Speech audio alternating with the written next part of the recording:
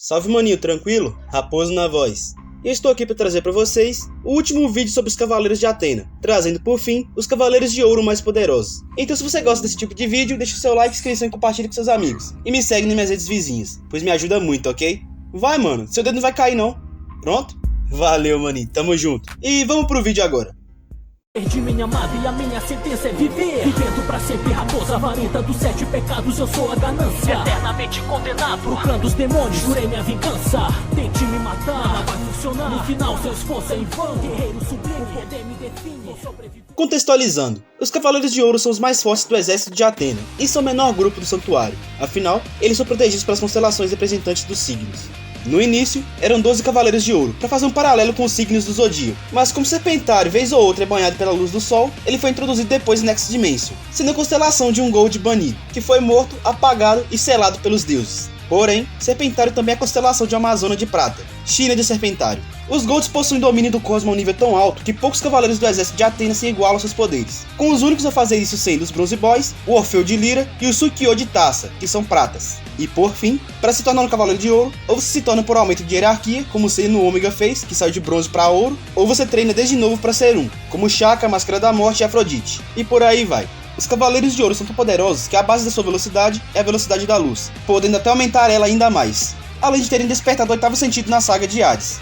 E por fim, eu devo dizer que embora um Gold esteja abaixo do outro, não quer dizer necessariamente que ele é fraco. Às vezes não é questão de força, e sim de habilidades roubadas. Logo, um Gold estar abaixo do outro não é por fraqueza, e sim por questão de habilidade ou destaque em uma certa área específica. Dito tudo isso, vamos à minha lista dos Golds mais poderosos.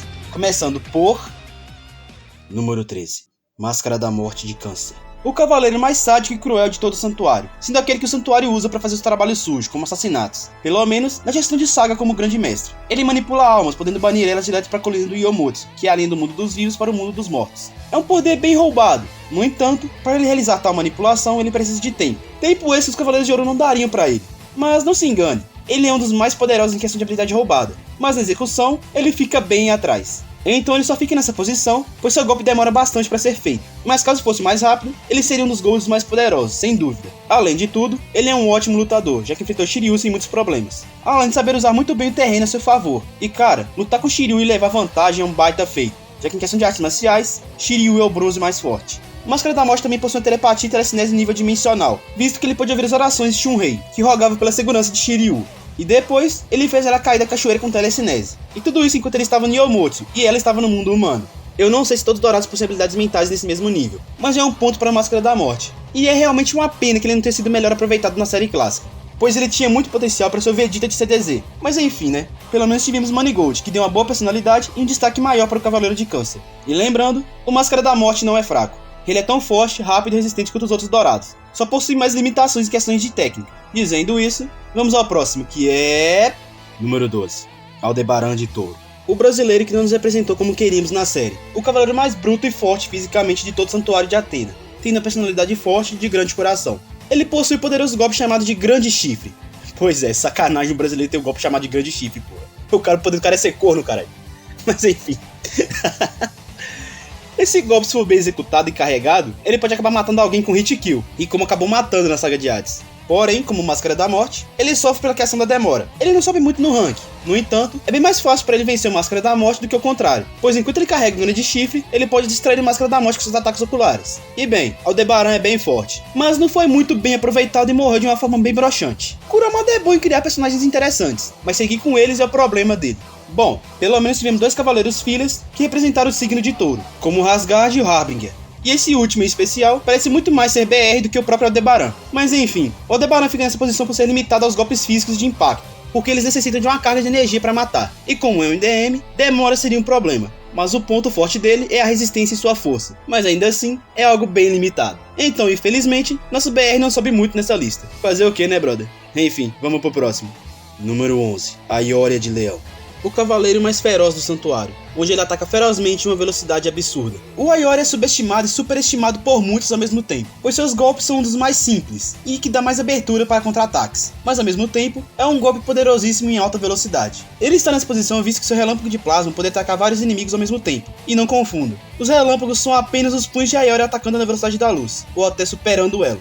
Só que a questão aqui é que o Aioria lança mais golpes que outros Cavaleiros de Ouro na mesma velocidade, em uma quantia de tempo insignificante. Em outras palavras, o Aioria tem os golpes mais rápidos de todo o santuário, onde ele consegue dar mais golpes que o resto dos dourados na mesma velocidade. Mas infelizmente é só. É um ataque feroz e rápido, mas não um ataque mortal. E esse ataque dá uma abertura enorme, onde ele fica parado atacando, onde a única proteção dele é a sua armadura. Ok, a armadura é durável, é uma proteção excelente, mas para inimigos que possuem poderes que ignoram a durabilidade, ou podem até burlar a proteção da armadura, a armadura não seria de muita ajuda. A sorte é que o Aioria é um bom artista marcial, então ele pode enganar seus inimigos com golpes físicos e depois surpreender eles com relâmpago de plasma. Fora isso, ele possui um poder de cura e uma habilidade de telecinese de respeito, mesmo não sendo no mesmo nível do Máscara da Morte. E eu sei que deixei ele aqui vai deixar muita gente bolada comigo, mas não tem o que fazer, cara. Ele é extremamente forte, isso é verdade, mas ele é limitado a golpes físicos e depende muito da proteção somente da armadura. Então, embora ele seja um dos meus golds preferidos, ele fica nessa posição.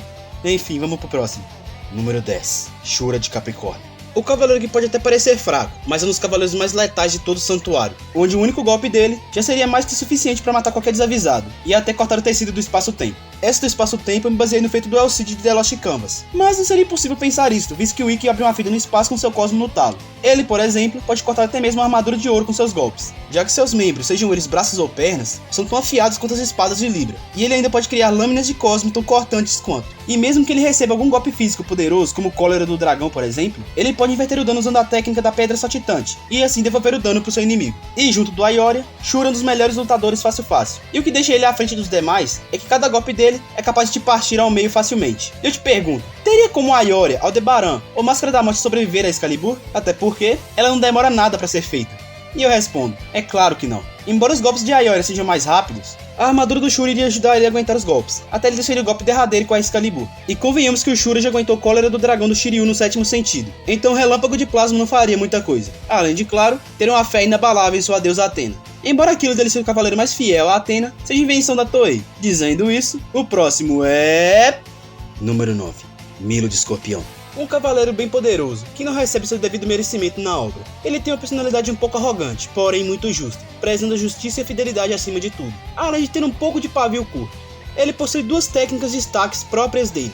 A primeira é a técnica de paralisia, chamada de restrição, onde ele paralisa sua vítima com um cosmo vermelho que o envolve. Em Cavaleiros de Ouro seria mais ou menos um mero atraso em seus movimentos, e que para Milo já seria mais que suficiente, já que Milo possui o ataque das agulhas escarlate, onde se ele acertar seu inimigo 15 vezes nas estrelas da constelação do Escorpião, ele mata seu inimigo automaticamente. Bem roubado, né? Essa é uma técnica que serve para tortura, visto que Milo diz que ela é simulador da picada de um escorpião, e que depois de algumas picadas, os mais fracos ficam loucos, e os mais fortes sentem uma dor enorme, e os buracos começam a jorrar sangue, e após a última agulhada, sua vítima morre instantaneamente. Ele só nunca disparou as 15 agulhadas de uma vez por roteiro, pois o Kuromada insiste em fazer ele ficar fazendo palestra dos seus poderes. Mas caso ele quisesse e parasse de dar aquela palestrinha, ele poderia simplesmente atrasar os movimentos dos Golds abaixo dele e iria perfurar eles com algumas agulhadas que simulam a dor da picada de um escorpião, a um nível subatômico. Mas infelizmente, ele é um dos personagens mais subestimados dos Dourados, só não é mais subestimado que o próximo da lista.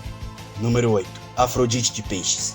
O Cavaleiro de Ouro mais subestimado é esse cara aqui, e não é pra menos, visto que ele tem uma aparência de andrógeno em uma época que o preconceito estava nas alturas, além de um narcisismo exagerado e poderes envolvendo plantas. E claro, ter enfrentado o bronze mais subestimado, Shun de Andrômeda.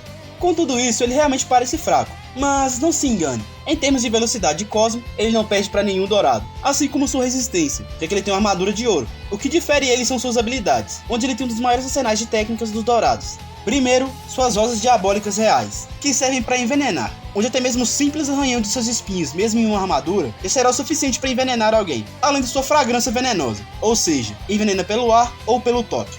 As rosas piranhas, que servem para destruir defesas e oponentes extremamente resistentes, além de serem ótimos para defender o seu usuário. Pô, nelas foram capazes de destruir completamente as correntes da armadura de Andrômeda e a armadura de Andrômeda, além de defender o Afrodite de golpes da mesma corrente, que episódios antes atravessou dimensões e fez o Saga recuar. Rosas adagas, que são rosas que funcionam como flechas que grudam no seu alvo, e é basicamente isso, não tem tanto mistério assim. Aliás, elas foram capazes até mesmo de perfurar uma armadura de ouro, ou seja, elas ignoram durabilidade, não importa do que seja. Depois, temos as rosas brancas, ou rosas sangrentas. São rosas que grudam no coração do seu alvo e absorvem o sangue direto da fonte, até matar o inimigo. Depois, temos a manipulação de plantas. E por último, sua habilidade de se camuflar na tempestade de rosas, onde apenas a corrente de Andrômeda conseguiu achar ele. Ele fica praticamente invisível.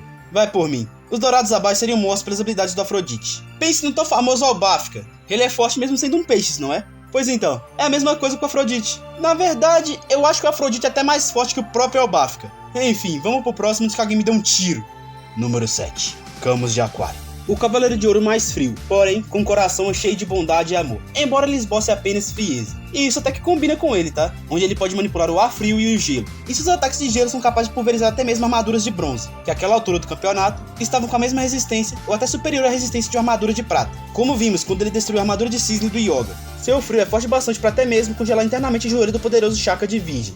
Camus é poderoso bastante para poder esfriar seu poder a uma temperatura próxima ao zero absoluto. Ele com isso pode criar construtos de gelo, pode atacar a uma distância de um continente e possivelmente possui poderes dimensionais, visto que foi ele que salvou Yoga da outra dimensão de Saga. Fora isso, ele ainda possui a técnica do esquife de gelo. Basicamente ele faz um cubo de gelo gigante, que nem mesmo os Cavaleiros de Ouro conseguem quebrar, pelo menos não sem a ajuda das armas de Libra. Além de, claro, poder criar barreiras de gelo, aumentar a durabilidade de seu corpo e da armadura com gelo, e poder restringir os movimentos de outro cavaleiro com seu ar frio. O aquariano francês é absurdamente poderoso, e só não sobe mais no ranking por não dominar completamente o zero absoluto. Dizendo isso, vamos ao próximo, que é... Número 6. Aioros de Sagitário. O irmão de Aioria, que possui técnicas até que parecidas com a do leão, mas ele de fato manipula os raios, com trovão atômico. Porém, esse é um golpe filler. Já seu golpe canon é a Flecha das Sombras, mas fora isso, ele não teve muita coisa mostrada. Mas o fato é que ele lutou contra 3 Cavaleiros de Ouro sozinho, e boa parte disso foi sem uso da sua armadura, enquanto ele carregava Saori e fugia do santuário. Então pelo menos ele é bem habilidoso. É dito também que ele era rival do fucking Saga de Gêmeos, além dele ser poderoso bastante para fazer o corpo de ser e deter o golpe de seu irmão Aioria, que atacou com toda a sua força, além de devolver o golpe. Isso mostra que ele é imensamente poderoso, mas por falta de vários feitos, ele fica aqui nessa posição. Ele também é um dos que mereciam mais, tendo sua constelação melhor representada em Lost Canvas, por Sísifo de Sagitário, e no Ômega por Seiya, que herdou sua armadura. Onde esses dois e o próprio Aioros tinham uma personalidade bondosa e justa, não importando se serão chamados de traidores ou renegados. Mas feitos por ele mesmo, não tem muita coisa não. Então dizendo isso, ele fica aqui nessa posição. Vamos ao próximo. Número 5. Mu de Ares. O discípulo de Xion de Ares, e o mestre restaurador de armaduras do santuário. Mu é um personagem muito calmo e muito poderoso, visto que ele tem habilidades bem diversificadas, fora que foi dito que ele tem o maior telecinese do santuário. No entanto, existe um dourado acima dele nesse quesito, mas pra você ter noção, a telecinese dele é maior que a de Máscara da Morte, que conseguiu derrubar uma mulher que estava no mundo dos vivos enquanto ele estava na dimensão do Sekishiki. Além disso, ele pode se teletransportar, criar barreiras que refletem ataques inimigos, pode criar várias estrelas feitas de cosmo que atacam seus inimigos de todos os lados, e ainda pode usar a extinção estelar, que é um disparo de cosmo extremamente poderoso. Ele ser um dos dourados mais fortes e estar na primeira casa é uma coisa que chama bastante atenção, visto que mesmo que os inimigos passem por ele, eles passariam com uma série de ferimentos, onde os próximos dourados não teriam trabalho. Na verdade, esse era o intuito de Athena quando criou as 12 casas. Os Bronze Boys tiveram uma sorte imensa do Mu não ser o inimigo deles na saga do santuário, senão eles estariam ferrados, pois ele sabia até mesmo as fraquezas das armaduras, além de, claro, ser imensamente poderoso. Pô, o cara derrotou Máscara da Morte e o Afrodite sozinho, e só foi pressionado pelos esforços de Shura, Camus e Saga. Ele sinceramente é um bom personagem, e pelos seus poderes e feitos, eu deixo nessa posição, e vocês discutem se foi certo ou não. Número 4. Doku de Libra. O mestre de Shiryu de Dragão, e o homem com mais de 250 anos de vida, tendo personalidade brincalhona e descontraída, mas com um senso de justiça enorme. Doku é o sobrevivente da última Guerra Santa que ocorreu contra Hades há mais de 200 anos atrás, onde após a guerra, ele vigiou o selo de Hades por mais de 200 anos, até ele se quebrar. Pois é, esse cara é bem velho. E ele possui as seguintes técnicas: Dragão Voador, Cólera do Dragão, Último Dragão e Cólera dos 100 Dragões. Fora isso, ele pode viajar por entre dimensões usando o 8º sentido, e ainda pode usar as armas de Libra, que são tão poderosas que são capazes de destruir o esquife de gelo de Camus, que é dito ser inquebrável até para todos os Cavaleiros de Ouro, além de, claro, serem capazes de destruir os pilares do templo de Poseidon. Então essas armas são superiores até aos poderes dos 12 Cavaleiros de Ouro. E lembra que eu disse que o Mu possui a segunda maior telecinese do santuário? Pois então, o dono da telecinese mais forte é Doku, visto que nem mesmo o Mu conseguiu repelir o ataque telecinético de Xion. Já Doku conseguiu libertar Mu, ainda em sua forma de velho, e quando voltou ao seu auge, combateu Xion de igual para igual. Como sobrevivente da última Guerra Santa contra Hades, Doku é um cavaleiro com maior experiência entre os dourados, e com um dos maiores cosmos já vistos. E une isso às armas de Libra, e temos um personagem extremamente poderoso e roubado. E você me pergunta, por que ele é tão roubado? E eu digo, as armas de Libra ignoram qualquer durabilidade até o nível subatômico, pois como eu disse, elas são capazes de realizar feitos que nem os dourados conseguem. E elas são tão fortes que a Athena permite somente o Cavaleiro de Libra ter a permissão de usar elas em batalha, e que ele decide se os outros 11 podem ou não usar elas. Roubado, né? Além de também ter uma arte marcial refinada, já que foi ele que ensinou Shiryu a lutar. E como sabemos, em questão de artes marciais, Shiryu é o bronze mais forte. Logo, Doku é pelo menos um dos gozos mais habilidosos em combate físico. Dizendo isso, vamos ao próximo. Número 3. Saga de Gêmeos.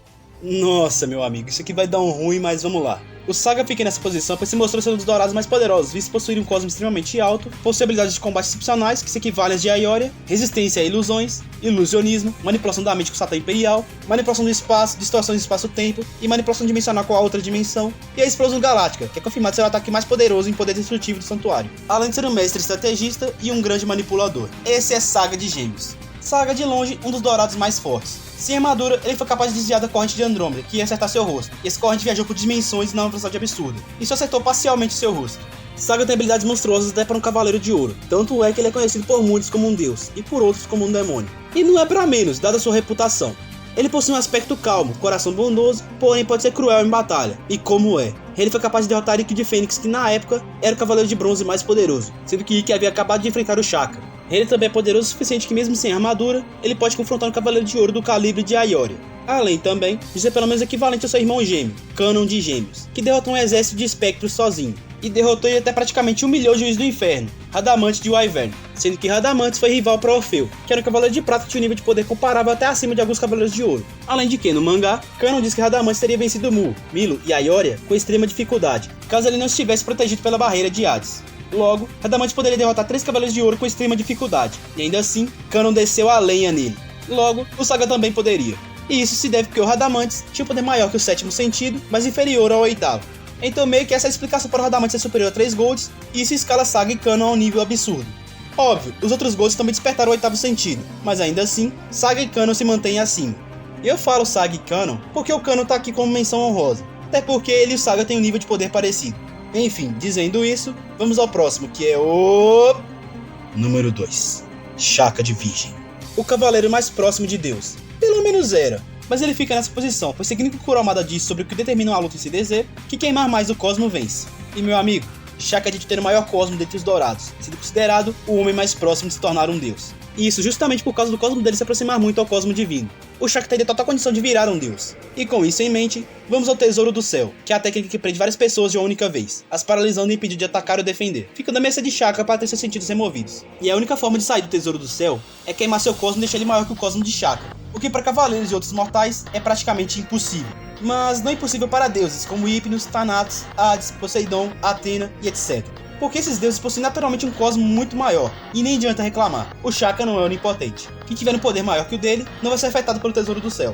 Só que aí é que tá, ninguém em nenhum exército, seja ele de cavaleiros, marinas ou espectros, tem um cosmo maior do que o de Shaka. Logo, qualquer um seria derrotado por ele. Fora isso, ele ainda pode banir almas para os 6 reinos budistas, manipular almas, controlar a escuridão, ilusionismo, controle de sangue, e tem uma das telecinésias mais poderosas, sendo equiparada a Mu nesse quesito. Shaka, assim como Saga, é bom em tudo. Ataque de energia, habilidades especiais, criação de campo de forças, que inclusive tancou os ataques de Camus, Shura e Saga. E também é um gênio estrategista, tem técnica de combate e por aí vai. Então ele fica acima do Saga por ter habilidades melhores e ter um cosmo muito maior.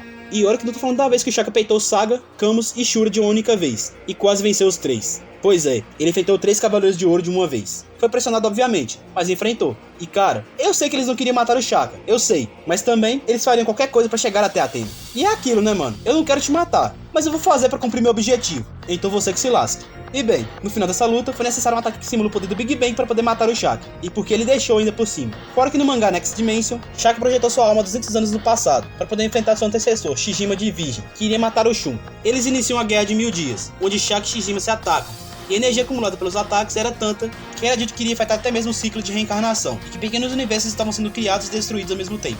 Obviamente isso é uma hipérbole, ou talvez não. Como então esse feito de Shaka e Shijima é tudo isso, ou é só uma falácia? De toda forma, não seria impossível pensar que 2 Cavaleiros de Virgem, onde um despertou o 8º sentido, iriam gerar uma energia tão grande quanto a exclamação de Atena. Mas ainda assim, é um feito de 2 pessoas, e não somente do Shaka. Só que é assim, né? Não tira o fato do Shaka ser muito OP. Se não fosse pelo próximo da lista, Shaka seria o dourado mais poderoso com certeza. Mas enfim, né? Chega de enrolação. O dourado mais poderoso, e sem choradeira, é esse aqui. Número 1. Asclepio de Serpentário. O cavaleiro que de fato é o mais próximo de se tornar um deus. Ele defendia uma casa que ficava entre Escorpião e Sagitário, e se destacava por ser um sábio com incríveis poderes de cura. ele era adorado como um deus, sendo o cavaleiro mais adorado do santuário, visto que ele podia curar desde ferimentos até doenças mais graves. E tanta paparicação fez ele desenvolver um complexo de deus, e achar que deveria se tornar um. E essa atitude colocou até mesmo o controle de Atena sobre o santuário em risco. E isso então provocou a ira dos deuses, que o mataram apagando sua existência do mapa, e depois o selaram no Tártaro. Mas, como a gente bem sabe, a morte não é exatamente algo definitivo em se dizer. E é claro que Asclepio encontra uma maneira de voltar, pois a Atena Saori Kido voltou no tempo, causando uma fissura no espaço-tempo, permitindo assim Asclepio poder voltar à vida possuindo o corpo de Odisseus e Serpentário. Ele é tão forte que foi aclamado como o Cavaleiro de Ouro mais poderoso, visto que quando suas serpentes emissárias disseram que ele iria retornar, os Golds do passado se tremeram, ao mesmo tempo que disseram que ele iria causar o fim de todo o universo. E sua ressurreição foi tão embaçada que sua presença foi sentida até mesmo no futuro, onde ele pôde controlar a mente da Amazônia de Prata, China de Serpentário. Ele é tão poderoso que foi capaz de lutar contra os Cavaleiros de Ouro do passado e derrotar cada um deles facilmente, onde ele até colocou esses Golds para dormir usando sua hipnoterapia, onde só ele pode fazer eles acordarem. Pode curar qualquer ferida, doença ou envenenamento, visto que ele pode curar os efeitos da picada da serpente Samael, que pode matar até mesmo um deus. Ele pode ressuscitar pessoas, já que trouxe Óxido de Touro de volta à vida, possui o 7º sentido no talo, o 8º sentido no talo, onde ele foi até os domínios de Hades e está sujeito às regras daquele lugar. E ainda possui um pouco do domínio do 9º sentido, que é o cosmo dos deuses, onde ele, por não dominar completamente esse poder, acabou se tornando um semideus, porém, com uma capacidade absurda de se tornar um deus completo. E vemos isso quando sua elevação de cosmo tremeu todo o planeta, e não contente com isso, seu poder começou a afetar as estrelas próximas, incluindo o Sol. Além de, claro, na sua ressurreição, seu cosmo foi tão potente que ele abalou todo o universo, causando um colapso, caos e destruição em vários astros, como planetas, estrelas e sistemas solares. E isso foi sem querer querendo, tá? Além de, claro, se tornar tão absoluto que resistiu ao apagamento existencial dos deuses, tendo restado somente a sua alma, onde a mesma teve que ser selada no Tártaro, para não causar mais problemas. Então, como podem ver, os deuses estavam certos em banir Asclepio, pois só com a parcela do poder divino ele é capaz de fazer tudo isso. Imagine se ele fosse um deus completo. Ele poderia até perder para os deuses, mas levaria metade do Olimpo com ele. Então, meus amigos, Asclepio é o Cavaleiro de Ouro mais poderoso, mas se for considerar apenas os que servem a Atena, Shaka seria o mais poderoso. Então, se você gostou do vídeo, deixa seu like, se inscreve no canal e compartilha esse vídeo com seus amigos. Aproveitando, comente sua lista dos golds mais poderosos aqui embaixo. Quero ver se bate com a minha. E é isso aí, meu mano. Fique na santa paz e até o próximo vídeo. Falou!